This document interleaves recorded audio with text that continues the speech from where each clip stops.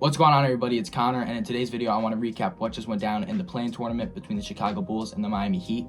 I want to do a little recap of who played well, who didn't play so well, what went wrong for who, and what went well for certain players. So obviously, Tyler Herro was really eye-catching in this game. He finished with 38, 16 of those coming in the first quarter, 23 in the first half. He started off by making his first 8 shots, and he was shooting heat checks. There was one time specifically in the first quarter where he just took Dalen Terry one-on-one and pulled it from about 28 feet, and it shut the Chicago Bulls crowd down. Tyler Herro was obviously fantastic tonight, but I do want to put the spotlight on some of the other guys in the Miami Heat who I thought played really well. Specifically, I thought Andrew Wiggins did a fantastic job tonight, both offensively and defensively. Defensively, he was doing a great job of picking up Coby White. He finished this game with 2 steals and 2 blocks. He did a great job of disrupting Coby White's rhythm in this one. And then offensively, I thought Wiggins did a great job moving off the ball, creating opportunities for both him and his teammates by getting to the blind spots, playmaking out of there, and just getting to his own shot out of those spots. And he also did a pretty good job of putting pressure on the Bulls on the offensive glass specifically. Not that he had a bunch of offensive rebounds this game, he only had 1, but he was just making it tough for the Bulls, which is one of the more valuable things that doesn't show up on the box score. Davion Mitchell was very good tonight. He finished with 13 points on 5 of 5 shooting, 2 of 2 from 3, and he had some great hands tonight too. He did a great job on Coby White.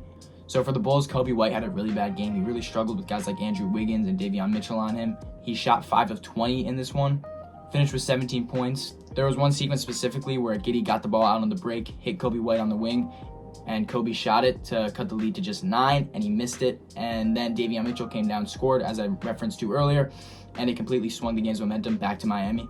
I thought Josh Giddey was pretty good tonight. He finished with 25 points on 9 of 21 shooting. There was only so much he could do. I thought he got fouled a bunch this game. Vooch finished with 16 and 12, but it was really the defense that killed his performance tonight.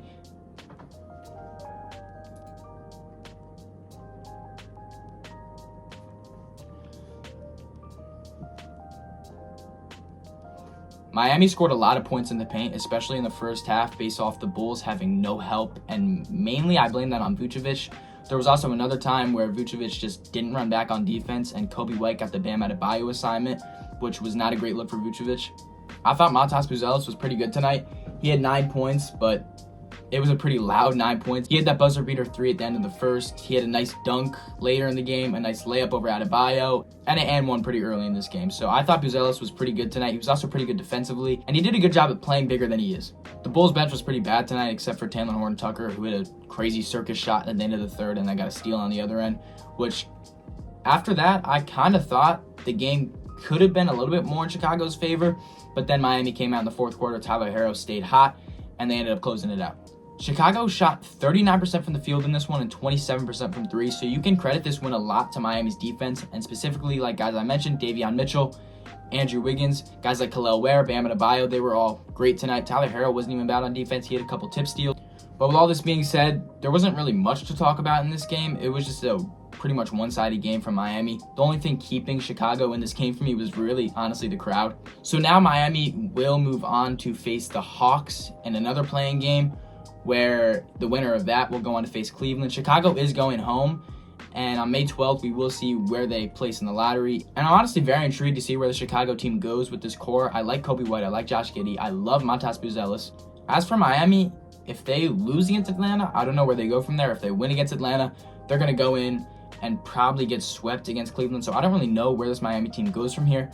I honestly think Chicago has a little bit more direction than the Miami team, because at least Chicago has a nice young core. I mean, you could argue Miami has a nice young core too, with Ware, Herro's semi-young, Adebayo. I think he's done progressing. So I think Miami's kind of in a weirder spot than Chicago.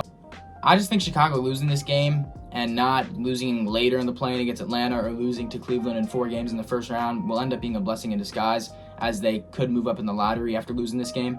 And I do actually have to catch the Kings-Mavericks game that's going on right now, so I am going to keep this recap short. You can expect another video from me later tonight about this Kings-Mavericks game. And please feel free to let me know in the comments your thoughts about what I said, what I didn't say, what your thoughts on the game was, and really anything else. If you're new, like, subscribe. Well, like and subscribe anyways. But I'll catch y'all next time. Peace.